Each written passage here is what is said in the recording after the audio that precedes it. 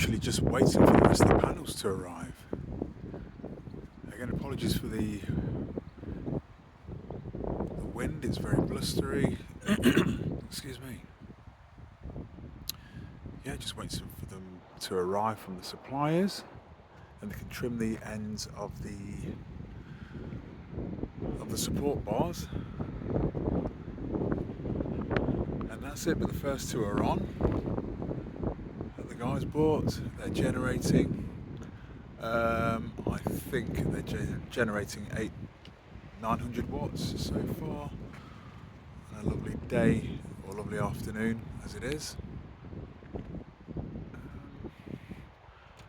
And that's it until the rest arrive. There's nothing else to report, but yes, can't wait to start really generating some power for the house. And that's it, guys.